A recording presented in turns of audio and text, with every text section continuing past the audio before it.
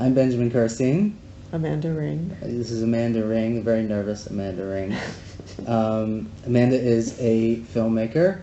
I am a film critic, I suppose. And we're both writers. And we're both writers. And we're trying this podcast for our own amusement, I guess. It's too hot outside. It's too hot outside, so we have to do something. This is our at-home entertainment. All right, so we are going to talk about one film this time. Yeah, I think we're going to start with one film, but we have a few things to talk about. So okay, it's a few other films, a few other shows and films. Shows and films. Okay, so one at a time. Okay, so we are going to talk about Christopher Nolan's new blockbuster Dunkirk, which is a war movie, for those who don't know, about the rescue of the British Expeditionary Force from northern France at the beginning of World War II, in which the British successfully evacuated 300,000 men, even though they were surrounded by the Germans. And it was great. Yeah, I think that I can say, and I know people are gonna hate me for saying this, but I think until I saw this film, I thought Christopher Nolan was a very overrated director, and that he made some good movies, but that on the whole, a lot of his stuff was pretty mediocre. And particularly, I thought the third Batman movie, Dark Knight Rises, was one of the worst movies I've ever seen. I'm the only person I've ever met that thinks that. I didn't see it. I just remember that some of his earlier movies, when I saw them when I was young, I just had no idea what the heck was going on. But this one really spoke to me. I really liked it a lot. It was finally not no blood and guts. That's one of the interesting things about it. It's a war movie without anybody getting... It's just so unnecessary. It's kind of the opposite of Saving Private Ryan. Yeah, very much so. Yeah, because it's Saving Private Ryan is basically like a butcher shop of just people getting horrifically killed in all kinds of ways. Relentless reminders of why we should never go to war, ever. But this movie kind of accomplished it without... Yeah, without forcing you to, run and grab a Xanax afterwards. I think that's one of the things that really struck both of us, was the subtlety of the picture. Like, he doesn't bash you over the head with anything, really. Yeah. And I remember we were talking afterwards that there's one scene of a soldier drowning where you just see his hand in the water, mm-hmm. and it just kind of waves and then slowly goes limp. And I just felt like that was so much more effective than having people being sort of like ripped to pieces, and shouting and gutted, and blood flying everywhere, limbs torn apart. And I think it may be because we know that stuff is fake in the back of our heads. Well, we also know that you would never perceive all of those images so vividly if you were actually there. Mm. It would just be such a blur, or just like endless trauma. So this, in a way, it was almost more realistic. I think. You mentioned that when we were talking about it before. You said that you felt like the whole way the film was put together was a more realistic depiction of how you would perceive a battle. Yeah, like a series of sort of images. They're not necessarily one. I've never been in war. I can't speak for those sorts of things. But I haven't either. But I imagine that in a very shocking situation, you don't necessarily remember everything. Mm. So concretely, and it comes as an impression of multiple images, not necessarily in order. Certain things stand out more than others, and that's really the best part of cinema. The best kind of cinema really does that. It doesn't have to spoon feed it to you. It's just kind of operating the way that your brain actually works, which is really complex and we don't really understand. Do you think he got to that through the editing?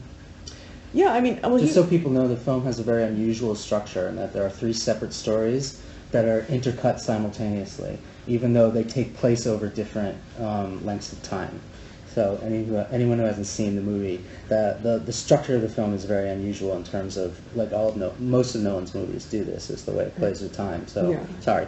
No. I think that we both. I think from what I read, I didn't read a ton about him, but I think he's pretty, very much like a director that preps, and that does a ton of work beforehand and knows exactly. I actually read that he makes diagrams. Yeah. Oh, yeah. Just like geometrical. Yeah, like weird MC Escher type diagrams, which I think is really cool. Although it's like an engineered exactly directing experiment. And there is a kinship to architecture in the picture. Very much so. Yeah. Yeah, it builds a structure out of the montage, to use a very pretentious term. Yeah, but I think I also read today that he and his cameraman, who's outstanding, they designed or at least ordered special kinds of lenses so that they could have very specific perspectives and stick cameras in spots that you normally couldn't get to, which other directors have done. But I think this is really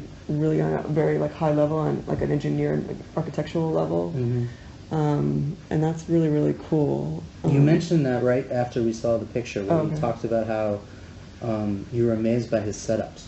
Yeah, the setups were amazing, and he didn't have a gazillion. I don't know if it was single camera, but it looked like it was, he was really focusing on one image at a time. I think it was. And it's already been a couple weeks since I think he shot multiple cameras for the action sequences. Okay. And then single camera for everything else.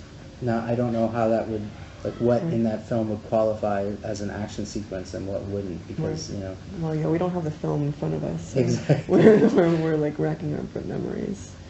But no, yeah, I mean, I guess the point is that it didn't come at any of us in a barrage. So it sort of felt, it felt like it was sort of thoughtfully and piece by piece given over to us, almost minimalistic in a way, which I think is always the best kind of filmmaking. It was very understated, yeah, which is remarkable for a war film, especially in this day and age. Yeah, and actually remarkable for a film in general. Yeah, well, all the especially shots for are a so big summer blockbuster. Right. Sorry, you were saying. No. Well, I mean, the story is so it's such an amazing story.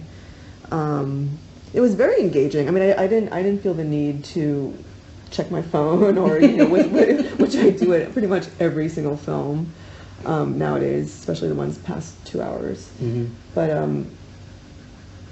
no, it was bringing me in really slowly, and held my attention the entire way through. Mm-hmm.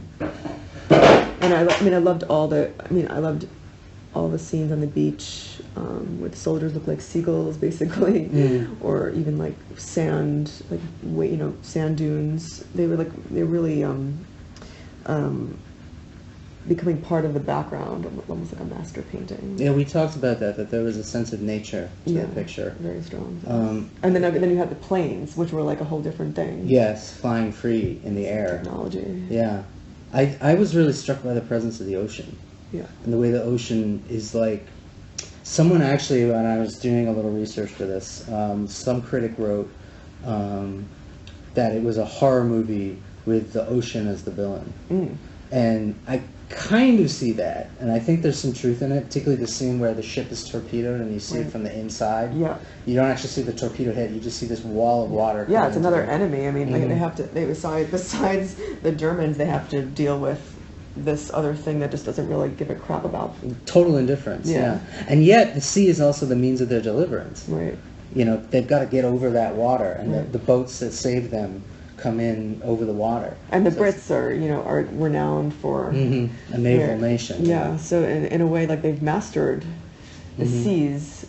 I think we should also note this was an extremely British movie, which is another astounding thing, the fact that it's been a hit. Yeah. But my mother is British, and she just saw it, and she told me that she wanted to stand up and cheer at the moment when Ken Branagh sees the boats coming in to rescue his men, and he gets this big smile on his face. My mother said she wanted to just stand up. And it was a little patriotic. It was patriotic, but not in a way I think Americans will understand. It's a very British kind of patriotism. It's very understated. Right. You know what I mean? It's very almost like a defensive. Yes, exactly. Yeah. The island nation, But I think that that was another thing that distinguished it, I think, from other war films, is that it's patriotic without hitting you over the head with that patriotism. Right. In fact, the only moment in it that's really truly sort of patriotic is at the end where Churchill's speech is read.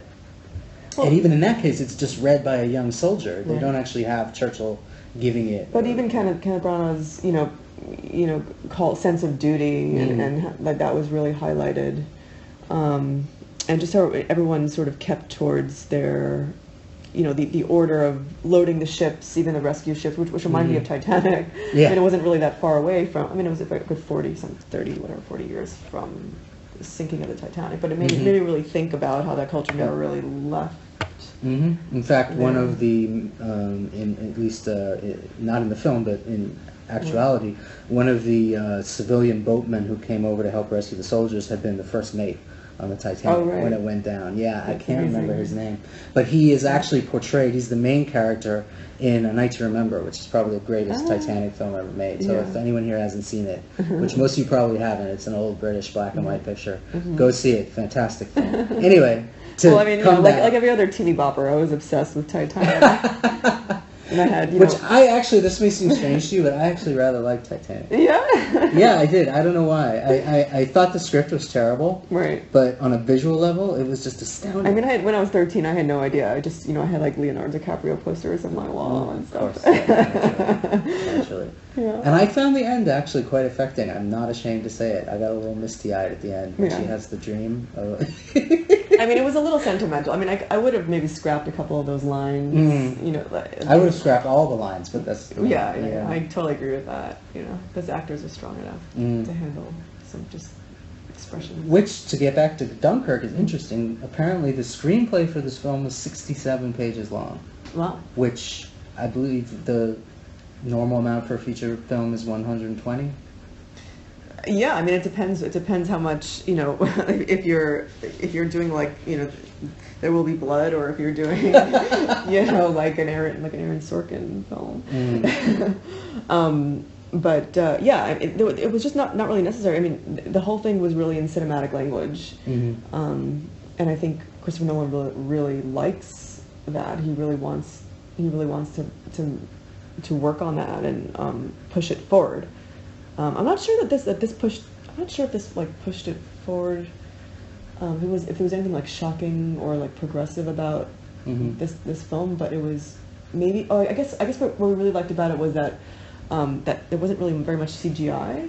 That he got something really natural out of. He used the technology and whatever he could grab from today's best stuff, and he used it to make something look extra natural, which is really the goal. And it makes me think of Barry Lyndon, actually. Really? Yeah, because he also used these NASA lenses to get it to look, to feel like you were there with them. To shoot in completely natural light. Yeah. Yeah.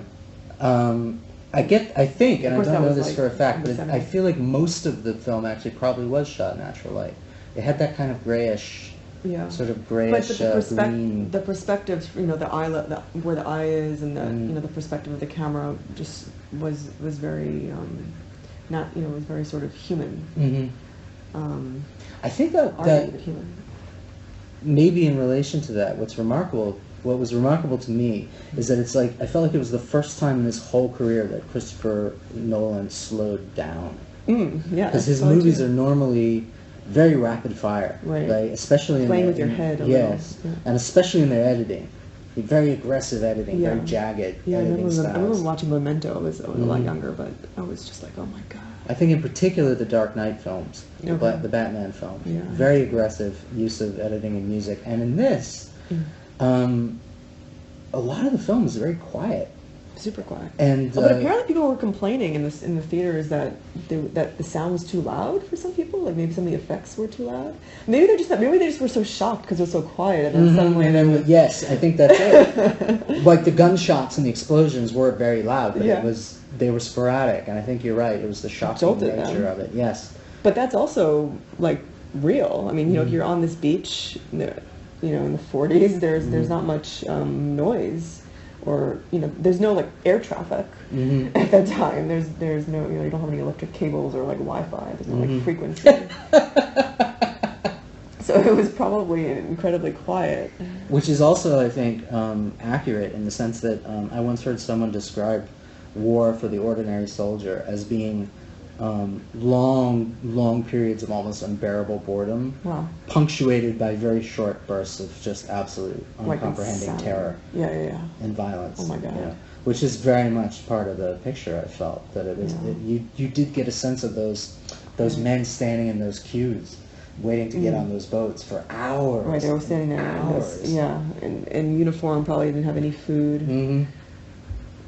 For days, actually. Yeah. I mean, I took a week, I think, to get Even all just the that image makes me really understand how like post-traumatic stress disorder occurs so quickly, because it's just such that's a really unnatural pattern. Yes. Yes. And- We're in a weird way, we're not built for that. No, we're not, and that can imprint really quickly. Do you think, and there is a character in it who's a soldier with post-traumatic stress disorder. I actually prefer the term yes. battle shock, I think. Oh, the one that PTSD got picked up by on the Mark boat, Rylance. yeah. Yeah. And I think, do you think that there is a sense of trauma to the entire picture? That all of the characters, in a sense, are traumatized? Or at least the soldiers in the... I think they look like they're on another planet. Like they look like they're just really disconnected. There is a sense on that beach of Yeah. being in another place. Yeah. Of being cut off from the rest of the world, which they were. in a Yeah. sense. No, it doesn't. It looks like, it made me think of like Tatooine or something. Like a science fiction picture. Yeah. There was something like that mankind was really far away,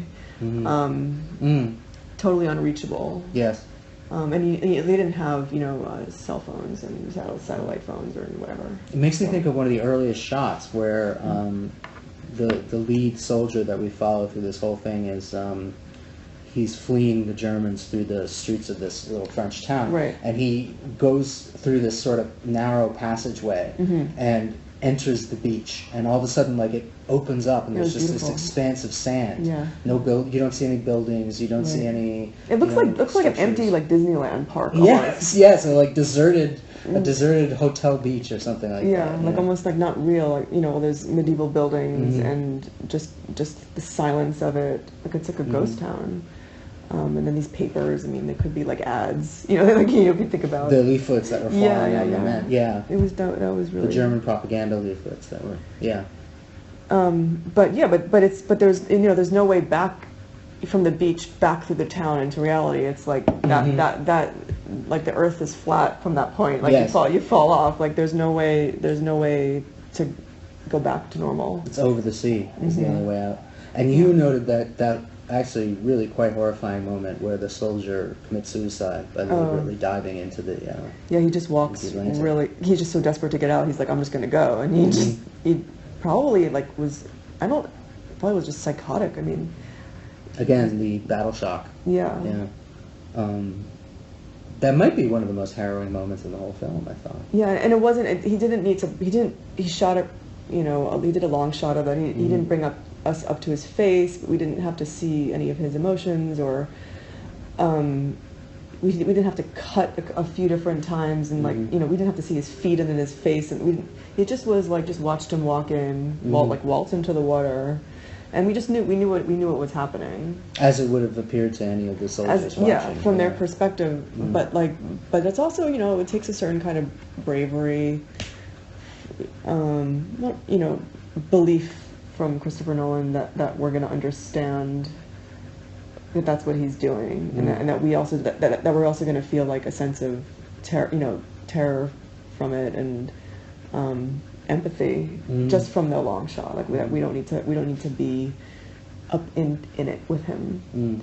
So that's and then that it folds into the whole narrative too. Yes. That it's not like something that we have to focus too much on. It's just kind of part of the whole mise en scène. He did hold his shots for a very long time in this film, which again was part of the thing of him finally slowing down I know, for example, there's in Interstellar, I don't know if you've seen, I didn't see it. but there's a docking scene between two spacecraft, Okay. and within, let's say, 2 or 3 minutes, there must be something like 1,000 cuts. I mean, it's just this relentless cut. Like, you know, every shot lasts for about a second and a half. You know, whereas in Dunkirk, there were several scenes that major sequences that were composed maybe of 2 or 3 shots. Right. Well, I mean, I guess he was trying to I mean, I didn't see, but I guess he was trying to choreograph something. You know, there's so many ways to do it. You can use the shots, you know, in succession to get to something, or you can just let them play out, and hope for the best. You know, I don't think it's necessary to sort of like music video everything all the time. But that is the current trend. Yeah, it's the trend, and yeah, of course. I mean, we have no attention span, so everything is highly edited. I think that's very much to Nolan's credit, though, to go against that, Yeah, and to go against change the style a little bit, and to go against it in a big budget war picture. Oh yeah, and and also it's great because that, you know, it's been making a lot of money, and it's pushing maybe cinema back towards something a little more true to the cinematic tradition instead of it being like a music video tradition. Which I love music videos. But I have to admit, I'm honestly surprised that it's been such a hit. Yeah. When I was watching it, when we walked out of the theater, I was like, this is not gonna play in Peoria. Like, this is too abstract. It has an art. Yeah, it's like a real art film quality. Yeah, I felt like this is an art movie pretending to be a blockbuster. And I just didn't think people were going to go for it, but apparently they have. I mean, it seems to have really grabbed audiences. Well, I mean, it wasn't too esoteric. I mean, I guess because he chose something that had a clear context and a clear story. So you sort of knew in World War II. You know how it ends, and you know more or less the sorts of situations that are going to happen inside. So the audience doesn't need to work super hard. So he had that sort of on lockdown. He just needed to reinterpret the way that we imagine things had happened. Although this is not a particularly well-known event in World War II outside of Britain. But everyone, like people love, want to dig into every kind of story from World War II. That's true, yeah. That's how the History Channel became the Hitler Channel. Well, they focused all on Hitler, Yeah, they weren't thinking about Dunkirk. And, I did think it was though it's a welcome anecdote, and I have to say, we're both Americans by birth, so this is not an anti-American thing in any way. But Americans do have an unfortunate tendency to act as if they won the war single-handedly. Right. Whereas, in fact, as again, not to get too chauvinistic, but Britain did stand alone against Hitler for almost a year. Right. Well, the Americans didn't want to get out of their comfy little shell. Exactly. It took the Japanese, to get them into the war, and of course Russia was the one that suffered the most horrendous casualties. Yeah. Anyway, the point is, I think this film is kind of a welcome antidote to that kind of misconception. Yeah. Of the Second World War. No, it was great. I think it's like a great addition to World War II films. Of course, I haven't seen a gazillion of them, but I've seen a lot. You haven't seen The Thin Red Line, have you? I've seen it a while ago. Yeah, because I think that seems to be the major stylistic influence, actually, on Dunkirk, strangely enough. Because the war film everyone goes to is Saving Private Ryan, and The Thin Red Line came out in the same year. Right. And to meet with much less success. That opening scene in Saving Private Ryan is amazing. In The Thin Red Line? No, the Saving Private Ryan on the beach. the Omaha Beach. I think it's the Omaha Beach. Yeah. I mean, it's incredibly well done, but it's a totally different kind of way of trying to get into the perspective of someone who was there. It's a lot of information going on there. I think we can maybe say that in Dunkirk, the way that it's presented to us is how we would have, like you were saying, how we would have seen it had we been there. Whereas Saving Private Ryan almost has like a God's eye view. Yeah. In other words, like a reporter's view almost. Yeah. It wants to show us the sort of abattoir of combat. Right. But as you said, if you were a soldier there at that time, you would have seen that, but like in the periphery, impressions, exactly. Yeah. Well, I think we both said at the same time that it was like a very impressionistic film. Extremely. But I think that's a really good way to talk, like to go back, and look at traumatic events as like a series of impressions. I mean, yeah, that's interesting to me because people actually, in a strange way, are having trouble placing Dunkirk in a specific genre. There's a lot of people saying it's not actually a war movie; it's a survival movie. Again, there's that person who said it's a horror movie with the ocean as the enemy. So you're sort of saying that it's almost like an examination of PTSD, of battle shock, or what they used to call shell shock. Yeah, well, I mean, I think like almost all of these war films deal with a character that's in sort of a state of shock. But I think this like allows you to understand the construction of how shock happens. Even though we're changing characters and we're changing scenarios a few times in the film. Yes, because of that triangular structure that creates. Yeah. But there's still already, it's still pretty clear even just by hanging out with the soldiers on the beach for a few shots that they're like evolved men. Yeah. They've changed. And then of course when the guy is brought onto Mark Rylance's boat. I forget his name in the yeah. I mean, it's we're sitting in some form of time or some version of the timing of bombs and planes and rescue events and boats and torpedoes, and the sort of the mix of the whole thing, I think, is it's like almost a little chaotic, kaleidoscopic sort of quality. But it has a pattern to it, and I think that's like the pattern of war is what creates the PTSD. I mean, it could be also like specific incident that causes it, but for sure, like like waiting around like that, and then suddenly random things happening. You don't know when or how. Attacks from the German air. And it's from above, and it's from below, and it's like from every single fear direction. Intense fear. I think is but I think we should know that there were several moments of great beauty in the film also, and for me actually my favorite sequence of the movie was at the very end. Not to spoilers ahead, just so people know, but when Tom Hardy's plane runs out of gas and he makes an emergency landing on the beach knowing he's going to be captured. The sequence of him flying in and pulling on the landing gear control and then stepping out and burning his plane, I thought was beautifully done, particularly with the music, this wonderful ambient score that he created with... it's heroic moment. Yes. It's a heroic moment, but a very understated heroic and moment. We're not even sure, like, I wasn't even sure if he was going to survive. I'm like, he still has to make this landing with a defective plane. Yeah.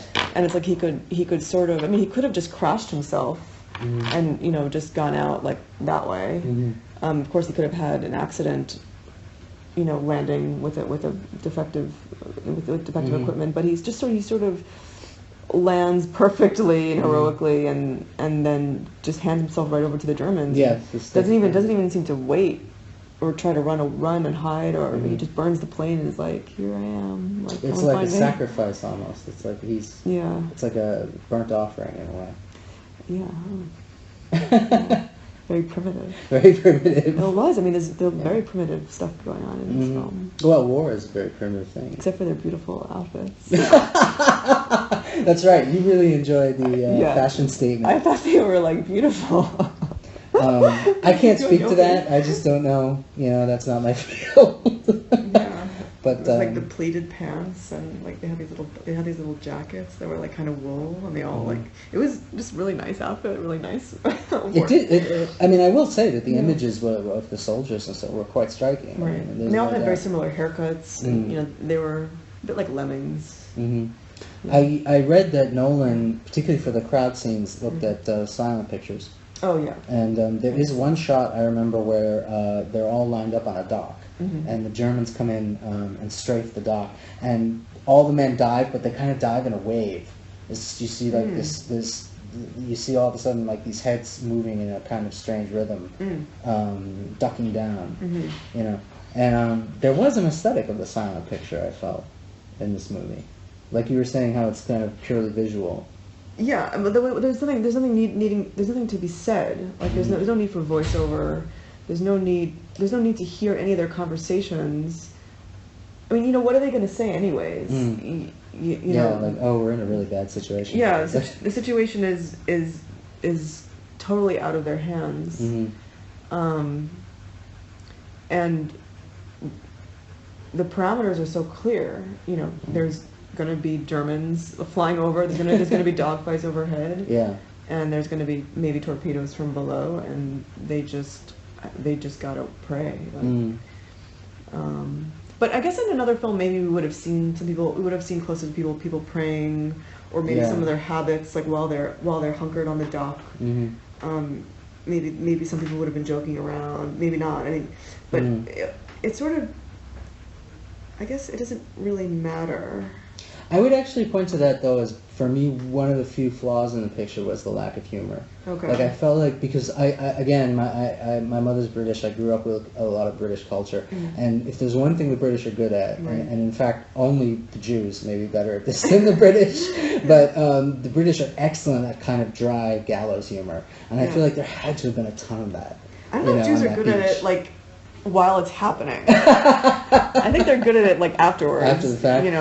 When the Springtime for Hitler, like 20 years later, 30 years later. That's true. I just think when the Brits are knee-deep in shit, that's when they start to get really funny. Okay. And it's one of the ways they deal with it is this very mordant sense of humor. There's a story, probably apocryphal, but when Churchill gave the speech that is read in the picture. Right. We'll fight on the beaches, we'll fight on the landing grounds, we'll fight in the hills, we'll never surrender. Yeah. That after Churchill came down, he turned to one of his aides and said, "And we'll fight them with broken beer bottles, because that's all we've bloody got left." That's very much the kind of British humor that would happen in a situation. Well, because he didn't go into too many close-ups or too many, at least, like, sort of talking heads situations. True. There wasn't much opportunity to see. I guess some filmmakers might think that that's more human, like, to talk about war by getting into their dialogue between two people, or getting into their inner turmoil and expressivity. But there was almost like a pan expressivity in the film. Like, it was not really necessary to individualize it. Like, the entire doc is maybe having the same emotional. I see what you mean. Yeah, the same emotional reaction. There's a collective emotion. Yeah, and there wasn't anything to break down. At least, and also because the situation was so extreme. Like, a bunch of soldiers on the beach, a bunch of soldiers on the dock. People on boats. Like, there wasn't any individuality of. There weren't too many options for different types of emotional reactions. Maybe in that situation, or you can take the liberty as a filmmaker to say that there weren't, that there probably was only one way of reacting in the situation, and then you could pull the reaction back, step backwards with it and put it into the frame, into the shots, into the sequence. I actually think you may be right, because the only sequence in the film that I really didn't like was when the men are trapped in the hold of the ship, and they are. One of them thinks that one of the French soldiers there is a German spy. Oh, yeah. That was the only scene I thought seemed contrived and felt like it came from another war movie. Right. And that's also one of the few where there is sort of copious dialogue, back and forth sort of dialogue. I guess maybe he imagined that there was kind of like a Lord of the Flies situation happening when they're trapped in an enclosed space. Where you couldn't see out. I don't know. I'm not sure why. I guess maybe he needed to break it up a little too. He needed to give some of that in the film. Otherwise, it would be all. I wonder actually if maybe that was a true story. It just seems unbelievable, because you often find that with historical events that the stories that seem the least likely are actually the ones that are true. Right. You even saw that, although it's not a historically accurate picture per se, but in 300,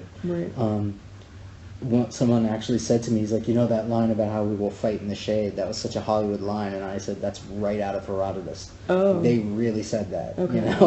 And when they say to them, come give up your arms, and their response is, come and take them, it sounds very Hollywood. They actually did say that. It's a very, very famous saying that you can find in Herodotus. But I guess he had to build up some sort of scenario that would lead to them figuring out who they're going to throw off the ship. Because if he didn't put any dialogue, before they have to decide, they have to decide who's getting thrown off. If there wasn't some sort of sticky situation, it would be almost like a lame scene. I see what you mean. Yeah. So now now they had like a way of creating some drama in that scene, and then also having like having a scapegoat, really.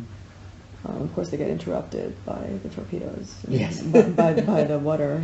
By the water, which interrupts everything in the picture, It does. pretty much. And then amazingly how they got out and were underwater for all that period of time. I also noticed there was a really interesting paradox in that through most of the sequence on the beach, the weather is very overcast and the look is very gray.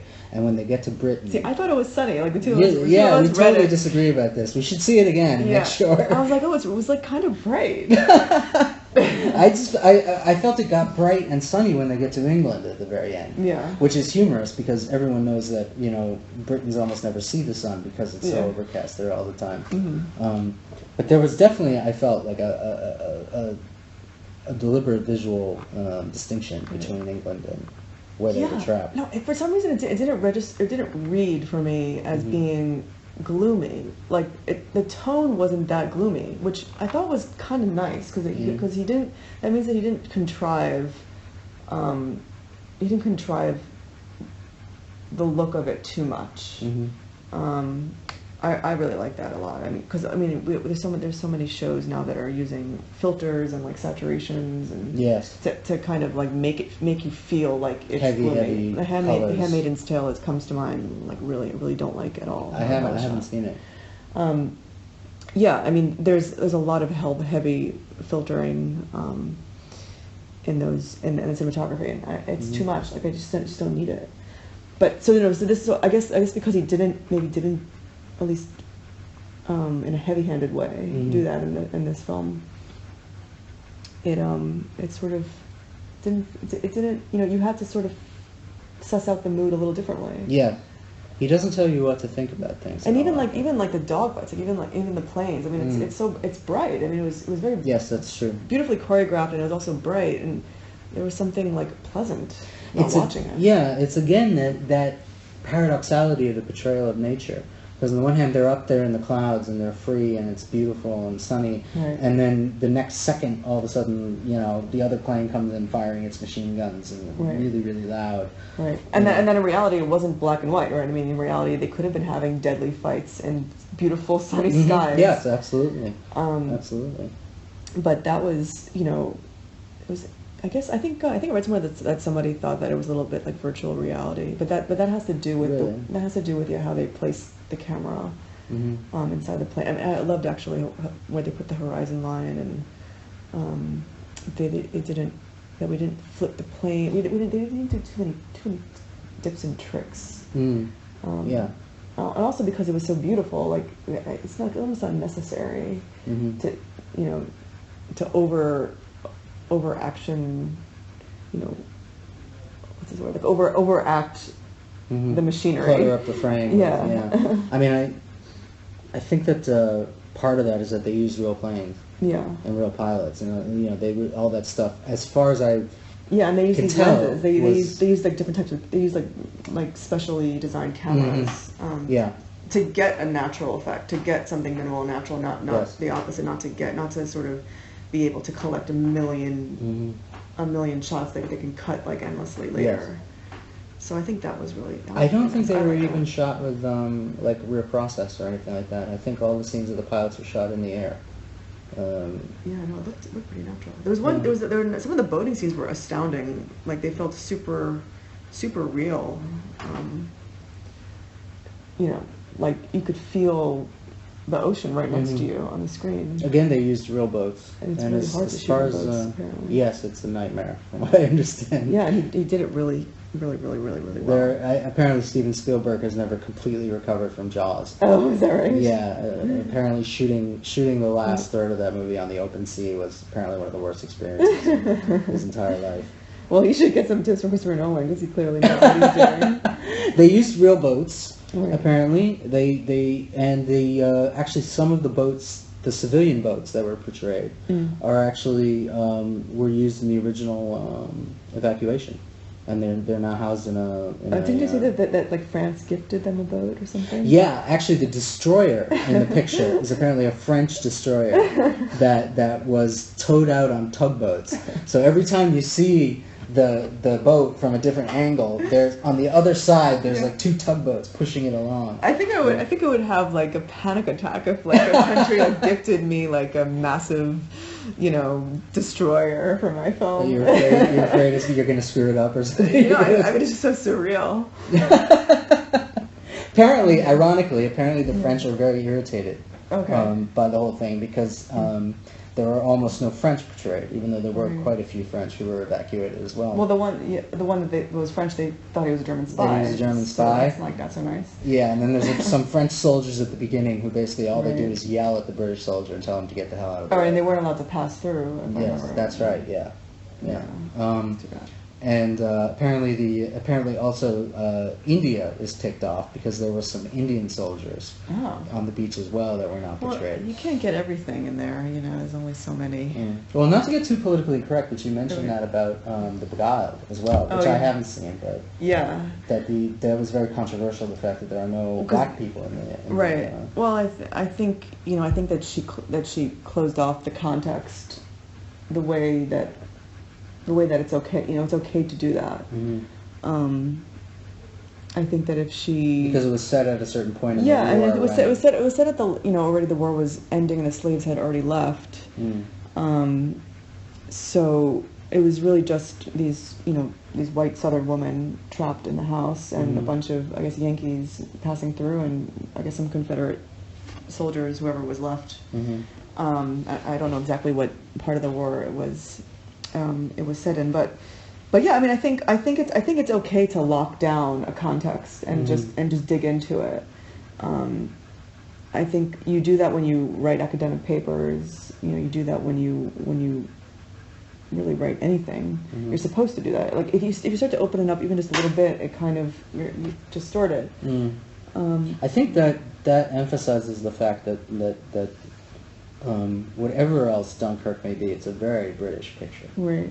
And that this is really Nolan. Right. Well, I mean, if the Indians want to go ahead and make their own version of Dunkirk, they should, I agree. I'm waiting for the great film about Stalingrad. It's never been done, and the Russians obviously are the ones who are going to have to make it. Yeah. There have been several films I've seen about Stalingrad, none of them really any good. Right. Well, I mean, I would watch like multiple versions from the Civil War, of World War II. I mean, I could go on, on and on. I don't think we're going to get the Confederate side of the war. Well, we got that already in Birth of a Nation. Well, wherever the slaves ran to, we could see their story. Yeah, there you go. That's next year's Oscar contender. So, anything else that we should tackle? Or? Well, I mean, I do want to talk about Twin Peaks, but you have to catch up. Yeah, I have to catch up on that, I'm afraid. There was just some really funny stuff in it. Was there? Yeah. See, but it's an interesting thing because you've really liked the last handful of episodes and didn't like what came before. I'm sort of a defender of the whole thing. Too slow. Yeah, it was like David Lynch trying, still stuck in his meditation mode. He has you think TM did it to him? Like he's a little too healthy. He's got to crack out and start making film. Get a little dysfunctional again. If there's one thing that David Lynch has never been accused of, it's not being dysfunctional enough. Yeah, no, I really, the last episode there was a part in it that was laughing for 10 minutes straight. Oh, really? Yeah. Don't tell me. No. I'll get to it. Yeah. All right, so I guess that wraps things up for us. I think if this turns out well, we will hopefully do another one on another even more interesting subject. Yeah. So I'm Benjamin Kerstein. This is Amanda Ring. And we are signing off. Thank you very much. All right, ciao.